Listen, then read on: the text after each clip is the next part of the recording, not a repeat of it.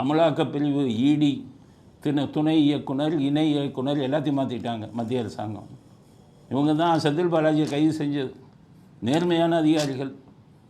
இப்போ 1000 கோடி அமலாக்கத்துறை விசாரிச்சுக்கிட்டு இருக்குது. சுப்ரீம் கோர்ட்டை ஸ்டே கொடுத்துட்டான். இந்த நேரத்தில் விசாரிச்சுக்கிட்டு இருக்கிற அதிகாரிகளே மாற்றலாமா? இணை இயக்குனர், துணை இயக்குனர் இவங்க எந்தெந்த வழக்கை விசாரித்தாங்கன்னு வெளியில் சொல்லலை. ஆனால் செந்தில் பாலாஜியை கைது பண்ண நேர்மையான அதிகாரிகள் அவங்கள பாஜக அரசாங்கம் மாற்றிருக்கு. ஏற்கனவே ஸ்டாலின் டெல்லிக்கெல்லாம் போயிட்டு வந்தார். அங்கே டெல்லியில் எல்லாத்தையும் சரி பண்ணிட்டாருன்னு பேச்சு இருந்தது. ஆர்எஸ்எஸ் உங்களோடெல்லாம் பேசி டேர்ம்ஸ் பேசிக்கிட்டு இருக்காங்கன்னு வந்தது. உச்சநீதிமன்றத்தில் ஸ்டே கொடுத்துட்டான். அந்த ஸ்டேயை வெக்கேட் பண்ணணும், ஸ்டேயை நீக்கணும்.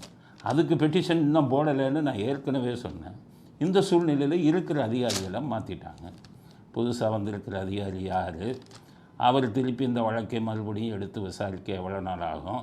வாங்கி வச்சிருக்கிற ஸ்டே 1000 கோடியை அதை எப்போ நீக்க போகிறாங்க? அதுக்கப்புறம் திரும்பி டாஸ்மாக் அதிகாரிகளை திரும்பி புது அதிகாரிகள் எப்போ விசாரிக்க போகிறாங்க? ரத்தீஷ் இவங்க கதையெல்லாம் என்ன ஆகிறது? ஆகாஷ் பாஸ்கர் இவங்கெல்லாம் தப்பிச்சிட்டாங்களா? இந்த கேள்விகளுக்கெல்லாம் விடை இல்லை. அதனால் இந்த மாற்றத்தில் பல திடுக்கிடும் பின்னணிகள் இருப்பதாகத்தான் நாங்கள் கருதுகிறோம்.